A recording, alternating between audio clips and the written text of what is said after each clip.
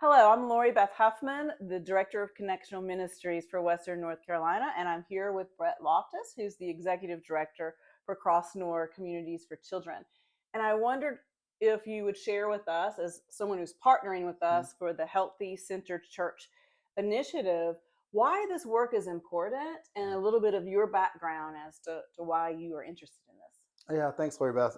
My background is both in ministry and in about 30 years of working with children who've experienced trauma and their families.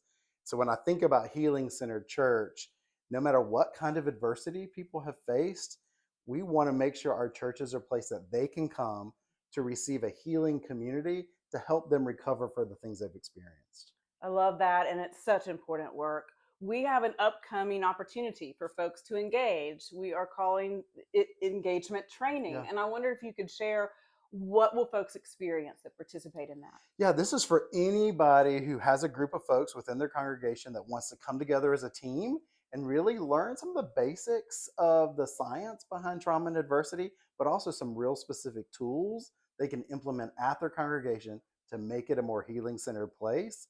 We want folks to have a team so they can not just be one person that have to carry all the water, but folks that can work together really inside the context of their church and in hmm their community. hmm And this work, one of the reasons I think this is so important is we have acknowledged that there are many facets of Hmm. being a healing centered church. Hmm. You all have been some of our expertise around the trauma resilience, Yeah. but we also have our Western North Carolina peace building Yes. ministry, our anti-racism piece with our equity Hmm.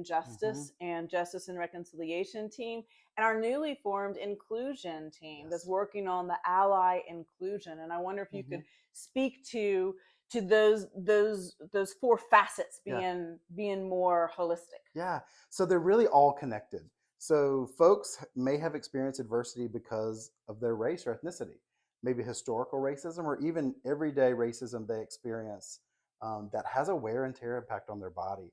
And how do we go to church as a place to help heal that? Similarly, all churches have conflict. Hmm So, how do we engage in this peace building work that we can have healthy conflict resolution? And I'm very passionate about the fact that there are certain folks that have been excluded from church. And especially now with our work around allyship and hmm inclusion, how do we create space for them to come and heal from that exclusion, but also feel the loving community that I really think Jesus intended for them to have?